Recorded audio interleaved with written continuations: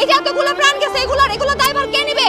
আমরা ওইখানে ক্লাস করে প্রতিদিন উপর দিয়ে একটা বিমান আসে যায়। কোচিং শেষ করে আমরা জানার পাশে দাঁড়িয়েছি, তখনই হচ্ছে প্লেনটা ক্র্যাশ করছে, সমানভাবে ক্র্যাশ করছে। এই জন্য প্রায় সব যার যে স্টুডেন্ট ছিল সবাই মারা গেছে। উপরে ছাদের যে দুজন ছেলে ছিল উপরে হা করে তাকিয়ে ছিল, ওদের উপরে পড়ছে, ওরা উল্টায় গেছে।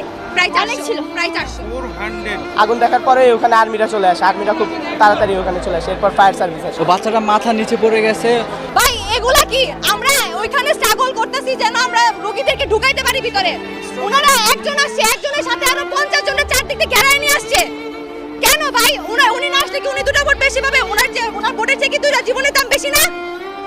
উনি দুটো জীবনের কথা চিন্তা না করে 10 জনের 50 জন পার্টি নেতা নিয়ে আসছে ভোট নেওয়ার জন্য। কি করে? চোখের সামনে ছোট ছোট বাচ্চারা খেলা করছে। এটা কেন হইতাছে? পাইলটের দোষে নাকি বিমানের দোষে? কারণটা কি? কোন রিজন হইতাছে? কয়েকদিন আগে ইন্ডিয়াতে ইন্ডিয়ান এয়ারলাইন্স ক্র্যাশ হইলো, এগুলো রিজন